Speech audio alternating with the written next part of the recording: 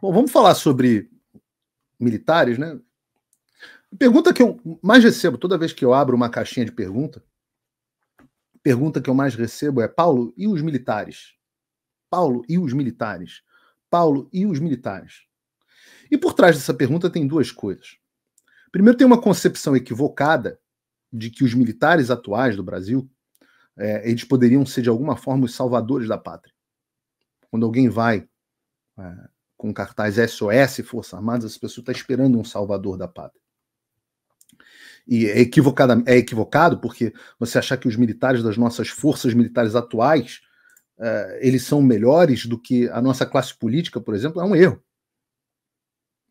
Tá? Pelo menos os comandantes das nossas forças não são melhores que a nossa classe política.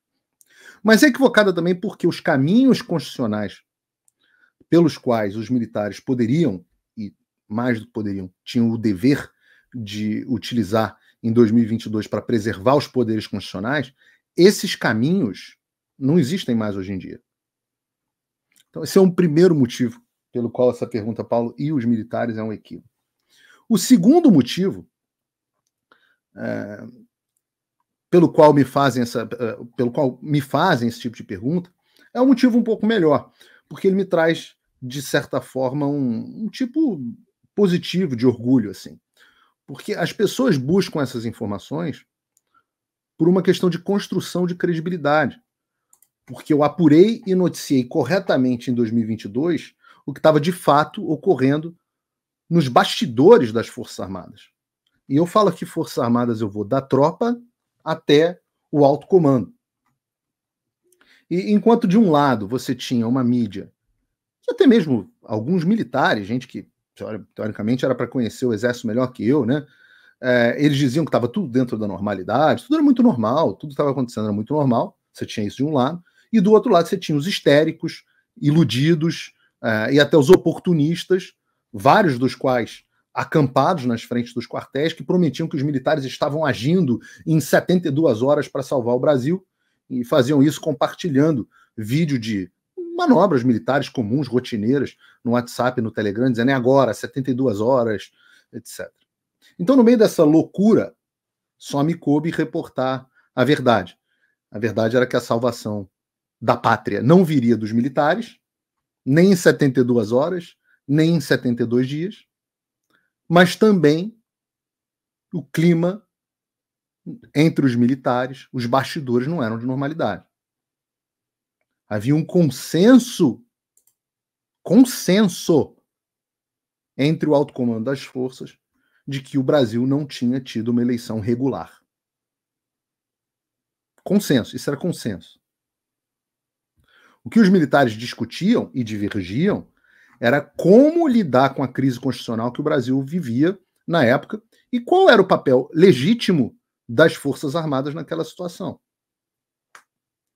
E agora, não há qualquer dúvida a respeito do que eu havia reportado.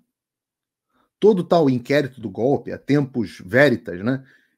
Eles mostram que, bom, tempus veritas, né? Eu estava falando veritas, estava falando a verdade. Oi, eu vou ter que parar o vídeo só para te atualizar. A perseguição implacável continua. Desde dezembro de 2022 eu continuo sem passaporte, com as contas bancárias bloqueadas, redes sociais banidas no Brasil e muito mais. Agora estão vindo atrás de mim até porque eu contei para vocês os bastidores do que acontecia com os militares. E a novidade é que o Locals, onde muitos me apoiavam, fechou o acesso aos brasileiros por conta do STF. Então criei uma nova forma de você me apoiar diretamente. Você pode ser agora meu apoiador com uma pequena quantia por mês e ter acesso a vários conteúdos exclusivos, ou você pode agora também ser o meu patrono e passar a integrar comigo o meu grupo de elite, um grupo fechado de WhatsApp só para os patronos, além de fazer reuniões de Zoom mensais comigo para a gente discutir a situação do Brasil e do mundo. Se você quer que eu continue fazendo o meu trabalho, me apoia, use o link na descrição e eu garanto que eu vou continuar fazendo a minha parte. Muito obrigado. E ao determinar, ao dizer e apontar aqueles que estavam contra qualquer ação constitucional, eu dei o nome aos bois. Agora o judiciário tenta e fracassa de forma retumbante dizer que eu me intimidar com operação, dizendo que eu fazia parte de campanhas de desinformação para intimidar os militares que não queriam fazer nada, que não queriam cumprir as suas funções constitucionais. Mas eu não intimidei ninguém. Não cometi desinformação nenhuma, e a prova disso é que as informações se provaram inteiramente verdadeiras. Nenhum dos nomes que eu citei do alto comando foram alvo da operação Tempus Veritas, ou da operação famigerada, operação do golpe que nunca ocorreu. Mais do que isso, alguns, os mais ativos contra, foram regiamente compensados pelos seus serviços. Posso dar um exemplo para vocês. O general Valério Stumpf, por exemplo, que eu falei inclusive das relações dele, que como as informações chegavam do alto comando do Exército para o Alexandre, sabendo tudo o que estava acontecendo. Pois é, o general Stumpf, logo que começou o governo Lula ali, logo na transição, ganhou a presidência da Polpex do Exército. É uma posição que rende a ele ali uma bagatela de mais ou menos uns 100 mil de salário, além dos vencimentos dele naturais, por mês. 100 mil por mês. Então significa aí que estamos o quê? Não sei se ele assumiu a data que ele assumiu, mas já digamos que tem assumido a 13, 14, 13 para ficar com o número do PT atrás, dá 1 milhão e 300 mil. Só de salário. Outro, e se vocês acham 1 milhão e 300 mil em um pouco mais de um ano muito, esperem. Porque o outro, o general Tomás Paiva, ele simplesmente se tornou o comandante do exército do Lula. Escolhido pelo Alexandre de Moraes, como eu antecipei em 2022, e até a revista Veja confirmou essa informação em seguida. Mas não foi só esse o benefício. Não dá para dizer que foi só esse o benefício. O general Tomás também se tornou basicamente um milionário do dia para a noite. Tá aqui a reportagem. Tudo isso está no site, no Paulo Figueiredo Show, vocês podem entrar lá para ver. Comandante do Exército do Lula recebeu 770 mil reais em apenas 2 meses. Tá aqui, ó. Fevereiro e março, apenas em fevereiro e março, a título de ajuda de custos e indenização pecuária. Foi para reserva, porque quando você vai assumir o alto comando, você vai para reserva, recebe uma bolada. Tá mal? Não. Não. Quem tá mal? Quem tá mal é o general Teófilo. Tá na Tempus Veritas. Em outros também. Então, de fato, é tempo de verdade. E a gente está se aproximando do 31 de março, a data da contra-revolução, né, em que os corajosos militares de outra geração salvaram, de fato, a pátria da mão dos ditadores comunistas sanguinários. Então, realmente, é tempo de verdade, da verdade ficar mais explícita. Né? O general Tomás falou que, ao contrário, determinou que, ao contrário do que nós tínhamos nos últimos anos, não haverá a ordem do dia nos quartéis do dia 31 de março. Então, sob a ditadura do comunista que a gente vive, os nossos militares não poderão sequer lembrar daqueles que construíram a imagem positiva da população do Exército de Caxias, quando aqueles homens do passado agiram para evitar o destino sob o qual nós nos encontramos. O que é a comprovação de que não adianta salvar a pátria. A pátria tem que se salvar a si mesma. Essa é a ordem do comandante. Agora não pode lembrar. Mas e a tropa? Esse é o comandante. E a tropa? Bom, eu escuto muito a tropa. Mas a gente pode ter uma ideia do que está se passando pelo texto que circula nos grupos militares. Tem um texto chamado A Ordem da Noite. Esse texto foi publicado, está circulando nos grupos militares, e eu também vi na página da revista Sociedade Militar. Então, acho que queiram dizer que sou eu que estou falando, golpista, não sei o que. Não, vejam na sociedade militar, eu simplesmente estou reproduzindo aqui. Eu vou ler para vocês aqui. Uma mensagem em alusão ao 31 de março de 64 começou a circular muito nessa tarde e noite de quarta-feira, ontem, em grupos de militares das Forças Armadas. A revista Sociedade Militar ainda não conseguiu confirmar a autoria atribuída a um coronel reformado. Sempre os coronéis, coitados. Anota o termo ordem da noite, deixando implícito que foi construído em tom de crítica à inexistência em 2024 de uma ordem do dia que era tradicionalmente publicada em alusão à ação das Forças Armadas em 31 de março de 64. Vou ler um trecho aqui para vocês. A pátria não é ninguém, são todos. E cada qual tem no seio dela o mesmo direito à ideia, à palavra e à associação. A pátria não é um sistema, nem uma seita, nem um monopólio, nem uma forma de governo. É o céu, o solo, o povo, a tradição, a consciência, o lar, o berço dos filhos e o túmulo dos antepassados. A comunhão da lei, da língua e da liberdade. Rui Barbosa, 1903. Isso basicamente é a definição do que se chama hoje de direita e conservadorismo. Diz o texto, a Contra-Revolução de 64 foi tão importante para a história do nosso país que é fora de questão deixar o seu aniversário passar em branco. Como membro da geração que participou dela, na existência de uma ordem do dia, envio algumas palavras àqueles meus irmãos de armas do Exército de Caxias e as chamo de Ordem da Noite. Esse nome não somente evita excitar os pruridos do senhor comandante do Exército Brasileiro, o general Tomás, como se aplica perfeitamente aos tempos trevosos que a força vem vivendo hoje em sua transição rumo ao bolivarianismo. É dispensável repetir para nós aqui a descrição dos acontecimentos que precederam e sucederam 31 de março de 64. Nós os vivemos.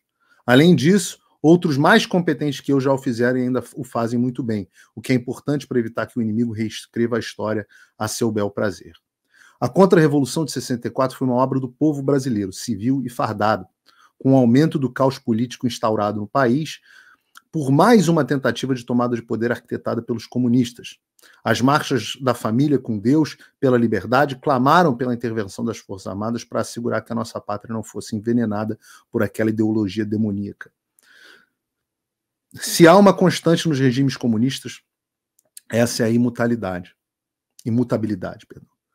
Seus defensores mantêm sempre a mesma promessa: um povo feliz e trabalhador que abra mão de alguns direitos em troca de viver em um país onde todos seriam iguais, embora os dirigentes sejam mais iguais que os outros, dirigido e sustentado por um governo sábio, honesto, bondoso e capaz de gerir com eficiência todas as necessidades materiais de seus habitantes, sem a necessidade de iniciativas privadas. A harmonia reinante justificaria a existência de apenas um partido político. E ofereceram sempre partido político, e a obediência a ele seria a única religião permitida. Importante. E oferecem sempre o mesmo resultado: o totalitarismo, a servidão, a desumanidade, a corrupção, a degradação moral, o fausto dos dirigentes e a miséria, a fome e a fuga ou a morte para aqueles que não estejam entre eles. Não há um lugar na Terra onde os regimes dessa natureza tenham prosperado. E aqui eles continuam, eu não vou ler o texto inteiro porque é muito grande, mas ele termina assim: fomos chamados a escolher entre condenar o nosso país a uma existência miserável sob a espora e o rebenque do comunismo ou colocá-la no caminho da pátria descrita acima por Rui Barbosa. Nossa geração fez a sua escolha. Que cada um hoje faça a sua também. Parabéns, meus irmãos de armas, velhos guerreiros de 64. Os cabelos da geração de ferro embranqueceram, o corpo sente os efeitos do passar de tempo, mas a lembrança daqueles dias gloriosos nos rejuvenesce. Nesta data, nossos corações brasileiros batem mais forte, nossa alma patriota se eleva e as nossas consciências tranquilas brilham com a luz intensa do dever do bem cumprido. Que contraste entre as gerações que passaram e as gerações atuais. Mas que contraste entre o comando do exército e a tropa. Porque ainda há homens de valor nas Forças Armadas. Eu sempre repito isso. E eles contrastam completamente com esse atual comandante, que encontra o Alexandre de Moraes na sua casa, encontra o jornalista da Globo News, grande detratora das Forças Armadas, até mesmo dirigente, general que virou dirigente de ONG globalista, comandada pelo segundo doador, maior doador de campanha do Lula. São essas pessoas que se encontram com o atual comandante do Exército. Não tem moral nenhuma com a tropa. Eu sei disso porque o meu signal aqui é uma ouvidoria de gente reclamando do comando. Ou vocês acham que eu recebo essas informações e eu sei de tudo que está se passando? Como? Não vem de fontes civis. Eu prometo. E já que o nosso comandante está recebendo uma fortuna de dinheiro pago com os meus e seus impostos, é justo que a gente cobre a esse servidor público sobre o trabalho desprezível que ele vem fazendo. Não é exagero dizer. Não honra a farra que veste. Afinal, é sob o seu comando que a gente está assistindo as Forças Armadas passando pela maior humilhação da sua história. São todos os dias. As forças especiais, quem nós temos de melhor dentro do Exército, chamadas de golpistas, acusadas sem prova nenhuma pelo Alexandre de Moraes, nenhuma palavra do comandante. Pelo contrário, o encontro aconteceu depois. Militares condecorados pelos currículos exemplares deles, como o coronel Mauro Cid, ex-ajudante de ordem do presidente Bolsonaro, foram presos, estão de tornozeleira, situações absurdas, coisas absurdas, que estavam no exercício das suas funções. Situações absurdas, como esse inquérito do cartão de vacina no Supremo Tribunal Federal. E assim como o Cid, há o caso do Câmara e tantos outros. Buscas e apreensões na casa de general de exército.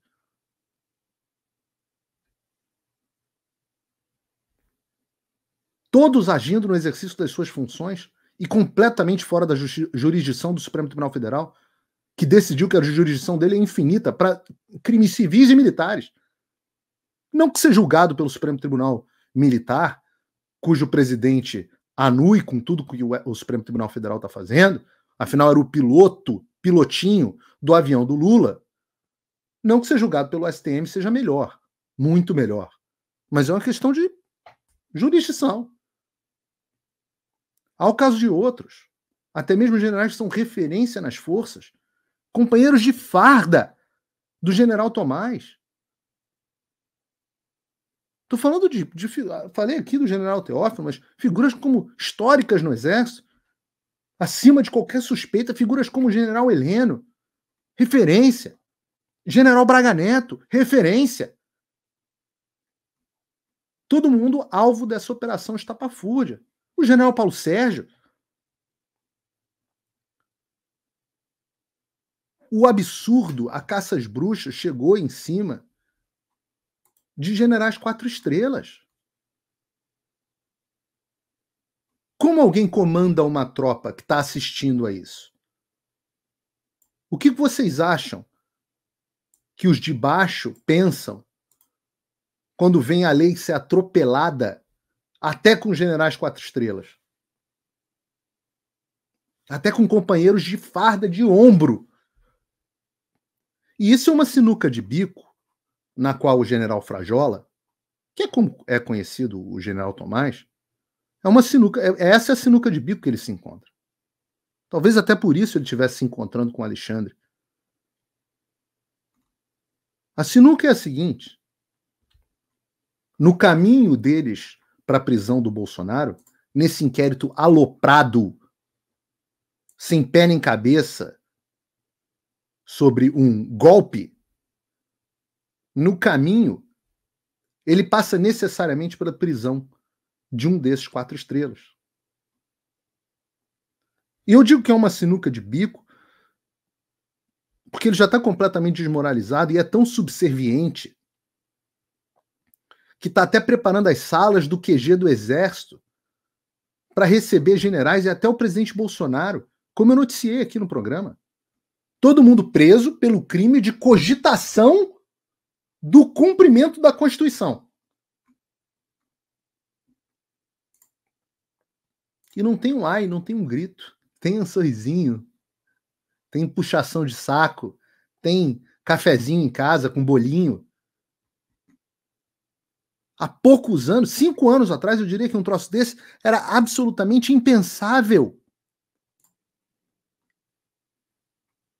Ou alguém acha que isso seria possível sob o general Vilas Boas?